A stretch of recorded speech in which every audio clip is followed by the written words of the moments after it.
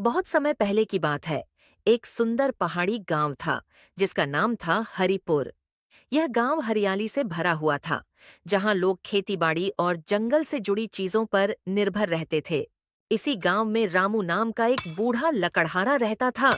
रामू के वैसे तो दो बेटे थे, परंतु दोनों ने शादी के बाद रामू को छोड़ दिया था। अब वो अपनी पत्नी कमला के साथ अपना जीवन गुजार रहा था। रामू, सुनो तो मेरी बात। इतनी सुबह सुबह जंगल मत जाओ। तुम्हारी तबीयत ठीक नहीं है। देखो ना, तुम्हारे हाथ भी कांप रहे हैं और कल रात भर तुम्हें नींद भी नहीं आई थी। इतनी उम्र में तुम इतना काम करोगे तो तुम्हारे लिए अच्छा नहीं होगा। अगर तुम्हें कुछ हो गया तो मैं क्या करूंगी? पिछले हफ्ते भी तुम्हें चक्कर आए थे, याद है ना? कमला, मैं क्या करूं तुम ही बताओ। अगर मैं जंगल नहीं गया, लकड़ियां नहीं काटी, तो तुम्हारे और मेरे खाने के लिए अनाज कहां से आएगा। तुम मेरी फिक्र मत करो। मेरी ताकत भले ही कम हो गई हो, परंतु मुझे अपना घर तो चलाना होगा ना। ये झोपड़ी, ये छोटा सा आंगन, इनका खर्च, तुम्हारे मेरे खाने का खर्च, ये भी तो संभालना है। मुझे तो मजबूरी में जाना पड़ता है। पर रामू, ऐसा कब तक चलेगा? सोचो जरा। मैं हर दिन डरती हूँ कि तुम कहीं कमजोरी से जंगल में जाकर बेहोश ना हो जाओ। मैं सोचती थी कि हमारे बेटे बड़े होके बुढ़ापे में हमारा सहारा बनेंगे, लेकिन उन दोनों ने शादी के बाद हमें अकेला छोड़ दिया है। अब बस तुम और मैं हूँ, और तुम्हारी ये खराब सेहत मुझे हर पल डराती है। तुम्हारे पास जंगल जाने के अलावा कोई और रास्ता नहीं है क्या? हाँ कमला, मैं समझ रहा हूं तुम्हारी भावनाओं को। मैं ये भी जानता हूं कि हमारे बेटों ने हमें छोड़ दिया है। मैं भी तुम्हारी तरह सोच रहा था कि वो बुढ़ापे में हमारा सहारा बनेंगे और दुख सुख में हमारा साथ देंगे। पर शादी के बाद तो मानो वो हमें जानते ही नहीं हैं। अब तो उनकी खबर भी नहीं मिलती है। और जैसा उनका बर्ताव है, अब मैं उनके लिए बैठकर रो तो नहीं सकता।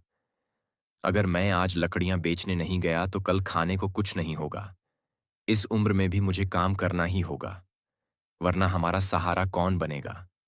कोई तो नहीं है जो हमारी मदद करे। ठीक है रामू, मैं भी तुम्हारी मजबूरी समझ रही हूँ, पर जंगल जाने से पहले कुछ खा लो। खाली पेट मत जाओ, वरना रास्ते में कहीं चक्कर आ गया तो मैं कहाँ ढूंढने जाऊंगी। अब मैं फटाफट से रोटी बना देती हूँ। थोड़ा इंतजार कर लो। कल की बची सब्जी भी है, उसे गर्म कर देती हूँ। नहीं कमला, वक्त नहीं है। बाजार में देर हुई तो लकड़ियां कौन खरीदेगा। सुबह का वक्त सबसे अच्छा होता है। लोग जल्दी जल्दी सामान लेते हैं। अभी मैं चलता हूँ, शाम को आकर खा लूंगा। मुझे जरा मेरी कुल्हाड़ी लाकर दे दो, और मेरी बिल्कुल भी चिंता मत करना। रामू अपनी कुल्हाड़ी उठाता है और धीमे कदमों से जंगल की ओर चल पड़ता है।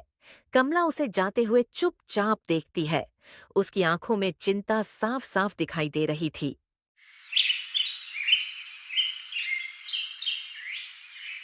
रामू जंगल से लकड़ियां बेचकर लौट रहा था। तभी चलते चलते अचानक उसका पैर किसी चीज से टकराता है और वो गिर पड़ता है। वो देखता है कि यह एक पुराना घड़ा है। ये घड़ा किसका होगा? भला कोई रास्ते में अपना घड़ा क्यों छोड़ जाएगा? खैर, जो भी हो, इसे मैं घर ले चलता हूँ। किसी काम तो आएगा। रामू घड़े को लेकर अपने घर पहुंच जाता है। कमला, देख तो जरा। आज मैं जंगल से ये घड़ा उठा लाया। रास्ते में पड़ा था, सोचा घर ले आऊं। किसी काम तो आएगा। अरे रामू, ये घड़ा क्यों उठा लाए? लकड़ियां तो ठीक से बिकी या बस यही उठाकर ले आए? दिन भर की मेहनत का क्या हुआ? लकड़ियां बिकी तो है, परंतु केवल 30 रुपए ही मिले। बाजार में कोई दाम नहीं देता आजकल। रास्ते में ये घड़ा देखा तो सोचा कुछ काम आ जाएगा। पानी भरने में या कुछ सामान रखने में इस्तेमाल कर लेंगे। हाँ, वैसे तो तुमने सही किया। अपने घर का मटका भी कई जगहों से टूट गया है, जिस कारण पानी भरने में बहुत दिक्कत हो रही थी। ये गंदा जरूर है, पर शायद साफ हो जाए। लाओ, इसे मैं साफ कर देती हूँ। एक काम करो, पानी ला दो पास से थोड़ा। धो दूं तो साफ हो जाएगा। हाँ, साफ कर दो। आज पैरों में बहुत दर्द हो रहा है। दिन भर चलते चलते थक गया। अगर ये घड़ा काम का निकला तो कम से कम एक परेशानी तो कम होगी। कुछ तो अच्छा हो जाए इस घर में। कमला घड़े को पानी से साफ करने लगती है। रामू पास बैठे उसे देख रहा है। तभी अचानक घड़े से हल्का धुआं निकलने लगता है और उस धुएं के बीच से एक मायावी व्यक्ति बाहर निकलता है। सुनो रामू और कमला, तुम दोनों ने मुझे इस घड़े से बाहर बुलाया है। मैं इस घड़े की रखवाली करता हूँ। ये कोई साधारण घड़ा नहीं है, ये एक जादुई घड़ा है। जो भी चीज तुम इसमें डालोगे वो 10 गुना हो जाएगा। अरे, ये क्या हो रहा है? आप कौन हो और कहाँ से आए हो? मैंने तो केवल इस घड़े को धोने के लिए इसमें पानी डाला था। ये सब तो मेरे समझ से बाहर है। रामू, देखो ना, मुझे तो डर लग रहा है। ये कहीं कोई भूत वूत तो नहीं है? हाँ कमला, ठीक कह रही हो तुम। आप अचानक कहाँ से निकल आए? मुझे तो ये घड़ा जंगल में पड़ा हुआ मिला था। हमने तो सोचा कि बस पानी रखने के काम आएगा। जादुई घड़ा, ये तो पहले कभी सुना भी नहीं। सच बोल रहे हो या हमारा मजाक उड़ा रहे हो? डरने की कोई बात नहीं है, मैं सच कह रहा हूं। ये घड़ा पुराने जमाने का है और इसमें कई मायावी ताकत है। लेकिन एक बात सुन लो, ये तभी काम करेगा जब तुम शुद्ध मन से कुछ डालोगे। अगर लालच किया तो ये खाली रह जाएगा। मैं इसे अच्छे लोगों के लिए छोड़ गया था। शुद्ध मन मतलब क्या? हम तो दिन भर मेहनत करके बस अपने लिए 2 रोटी कमाते हैं। ये जादू वादू हम जैसे गरीबों के लिए नहीं होता है। और आप कौन है जो ये सब बता रहे हो? कहीं कोई चाल तो नहीं? हाँ, कमला की बातों में तो दम है। जादुई घड़ा सुनने में तो अच्छा लगता है, पर हमें क्या फायदा? आज लकड़ियां बेचकर कुछ पैसे आए, तब जाकर हम कल का खाना खा पाते हैं। अगर ये घड़ा सच में किसी भी चीज को 10 गुना करता है, तो कुछ डालकर देखे क्या? पर सच बोलिए, इसमें कोई खतरा तो नहीं है? कोई खतरा नहीं है रामू। मैं कोई चालबाज नहीं हूं। ये घड़ा तुम्हारा है क्योंकि इसे तुमने उठाया है। बस इतना याद रखो, इसे इस्तेमाल करते वक्त लालच मत करना। जो चाहिए वो साफ दिल से मांगना, जिससे गरीबों का भला और साथ साथ तुम्हारा भी भला हो सके। चलो, अब मैं जा रहा हूं, इसे तुम आजमा कर देख लो।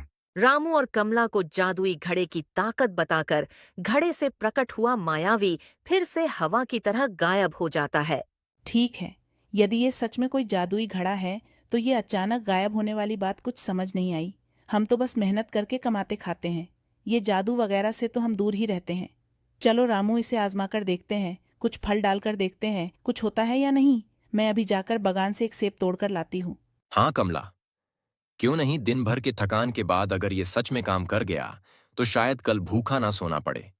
एक सेब डालकर देखते हैं। यदि एक का 10 हो गया तो बाजार में बेचकर कुछ पैसे कमा लेंगे।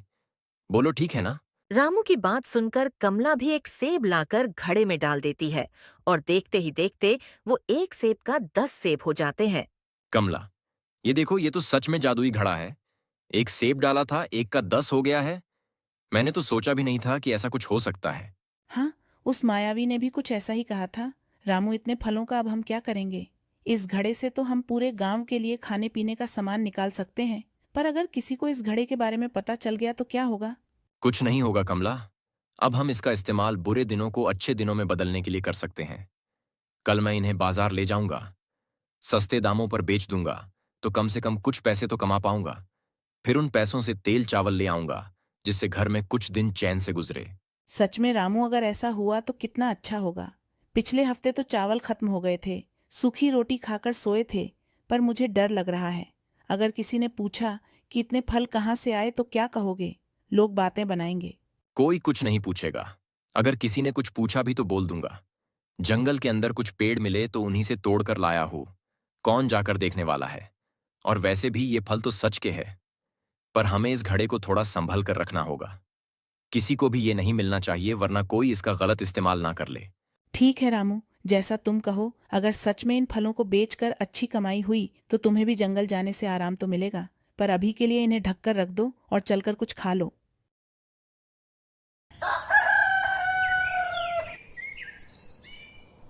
अगली सुबह रामू घड़े से निकले हुए फलों को एक टोकरी में रखता है और उन्हें लेकर बाजार की ओर चल पड़ता है। उसकी चाल में अब पहले से ज्यादा आत्मविश्वास है, मानो उसके जीवन में उम्मीद की एक नई किरण जागी हो। आज अगर ये फल अच्छे दामों में बिक गए, तो कम से कम कुछ दिनों के लिए आराम मिलेगा। कमला भी खुश हो जाएगी और मुझे भी थोड़ी राहत मिल जाएगी। बाजार में पहुंचकर रामू फलों को सजाकर बैठ जाता है। फल इतने ताजे और चमकदार दिख रहे थे कि लोग खुद ब खुद खींचे चले आए। बाबा, ये सेब कितने के बेच रहे हो? ज्यादा के नहीं है बेटा, बस 2 रुपए का एक सेब है। क्या 2 रुपए का एक सेब? इतने सस्ते क्यों बाबा? क्या बताऊं बेटा, मैं लोगों से ज्यादा मुनाफा नहीं कमाना चाहता हूँ। मुझे बस इतना चाहिए जिससे मैं भी खुश रहूं और ग्राहक भी खुश रहे। अच्छा, ये तो बहुत अच्छी बात है। ऐसा है तो मुझे 5 सेब दे दो। रामू के सेब इतने सस्ते होने के वजह से कुछ ही देर में उसके सारे सेब बिक जाते हैं। कमला, देखो जरा, आज बाजार में सेब बेचकर बहुत अच्छी कमाई हुई है। मैं जो 50 सेब ले गया था वो तो हाथों हाथ बिक गए और 100 रुपए की कमाई भी हो गई। आज तो ऐसा लग रहा था जैसे सबको सेब खाना बहुत पसंद है। अरे सच में ये तो बहुत अच्छा हुआ। 100 रुपए, इतने दिनों बाद कुछ अच्छी कमाई हुई है। ये सब जादुई घड़े का कमाल है। वरना तो दिन भर जंगल में मेहनत करने के बाद 50 रुपए भी बड़े मुश्किल से मिलते थे। तुम जो सेब ले गए थे सब बिक गए, कुछ नहीं बचा क्या? हाँ कमला, सब बिक गए। लोग पूछ रहे थे कि इतने सस्ते में क्यों बेच रहे हो। मैंने तो कह दिया मुझे ज्यादा मुनाफा नहीं कमाना है, बस इसलिए सस्ते में बेच रहा हूं। सच में कमला, ये घड़ा हमारी किस्मत बदल रहा है। आज अच्छी कमाई हुई इसलिए बाजार से चावल और तेल भी ले आया हूं। रामू हर दिन ऐसे ही करता है। देखते ही देखते कुछ समय बाद उसके पास काफी पैसे जमा हो जाते हैं। एक शाम रामू और कमला आपस में बात कर रहे होते हैं। कमला, अब हमारे पास ठीक ठाक पैसे जमा हो गए हैं। फल बेचते बेचते अच्छे खासे पैसे जमा हो चुके हैं। सोच रहा हूं इन पैसों से एक छोटी सी दुकान खोल लूं।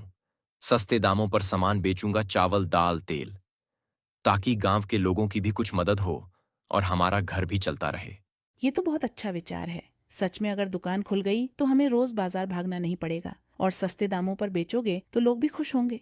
पिछले हफ्ते पड़ोस की सीमा कह रही थी कि बाजार में सब महंगा हो गया है। ऐसा करो, ये काम जल्द से जल्द शुरू कर दो।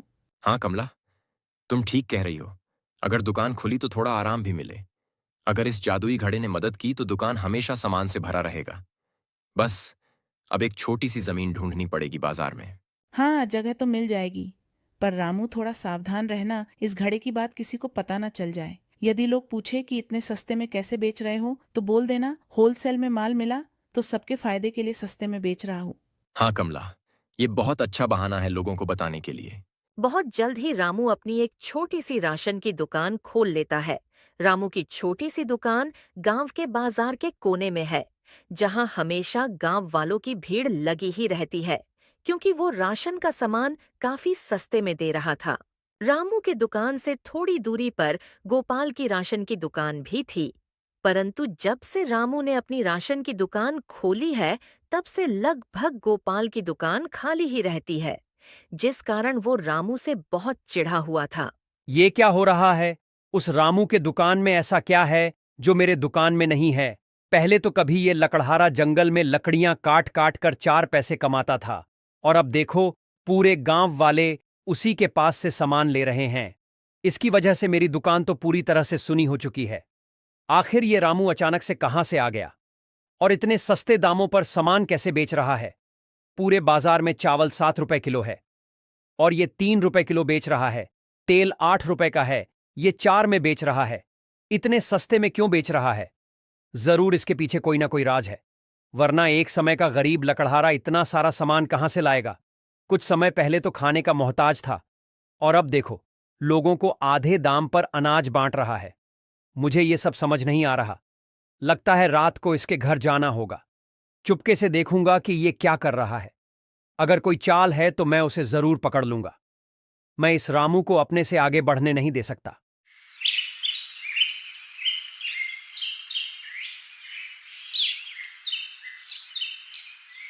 रात गहरी हो चुकी थी। गोपाल भी अंधेरे का फायदा उठाकर रामू के घर के बाहर पहुंचकर चुपचाप खिड़की के बाहर खड़ा हो जाता है। उसी वक्त रामू और कमला अपने दुकान के लिए जादुई घड़े से और सामान निकाल रहे होते हैं। उन दोनों को नहीं पता था कि खिड़की के बाहर से गोपाल उन पर नजर रख रहा है।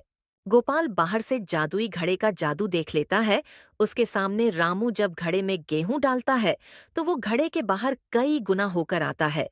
ये सब देखकर खिड़की के बाहर खड़ा गोपाल सोचने लगता है। तो ये है इसका राज। ये जादुई घड़े से राशन निकाल निकाल कर लोगों को इतने सस्ते में बेच रहा है। मैं तो सोच रहा था कहीं से सस्ता माल लेकर आ रहा होगा, पर यह मामला तो कुछ और ही है। अब बस इन दोनों को सो जाने दो, मैं ये जादुई घड़ा उठा ले जाऊंगा। कुछ समय बाद जब रामू और कमला सो जाते हैं और गहरी नींद में होते हैं, उस वक्त गोपाल उनके घर में आता है और वो जादुई घड़ा लेकर चुपचाप वहां से निकल जाता है। अब रामू का ये जादुई घड़ा मेरे काम आएगा।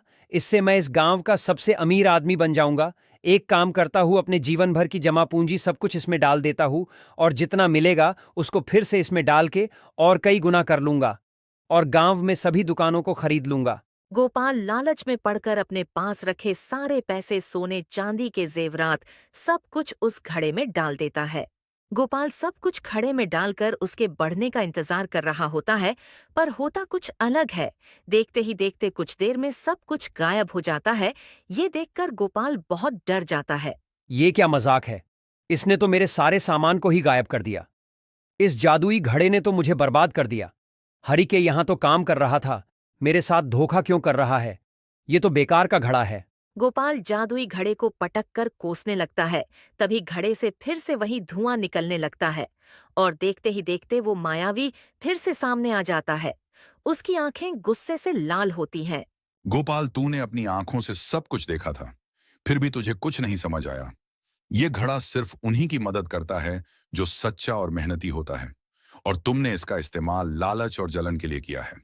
तूने रामू को इतना बढ़ते देख उससे जलन की और उसको बर्बाद करने की कोशिश की, जिस कारण तूने अपनी सारी जमा पूंजी भी खो दी है। मैंने रामू और कमला को साफ साफ कहा था कि ये घड़ा सिर्फ तुम्हारी तभी मदद करेगा जब तक तुम इसका इस्तेमाल बिना लालच के करोगे। तूने अपने लालच के चक्कर में रामू के घर से इसे चुराकर बहुत गलत किया है। मैं तुझे श्राप देता हूं कि तू अब अपनी बाकी की जिंदगी एक बंदर बनकर रहेगा। मायावी के इतना कहते ही गोपाल एक बंदर में बदल जाता है और वो जादुई घड़ा उसके घर से गायब होकर फिर से रामू के घर पहुंच जाता है। तो दोस्तों, लकड़हारे की सच्चाई और मेहनत ने उसकी किस्मत बदल दी, जबकि चोर की लालच ने उसे बर्बादी की राह पर पहुंचा दिया। यही सिखाता है ये किस्सा कि मेहनत और ईमानदारी का फल जरूर मिलता है, और जो दूसरों की तरक्की से जलते हैं उनका अंत अच्छा नहीं होता। तो दोस्तों, कहानी आपको कैसी लगी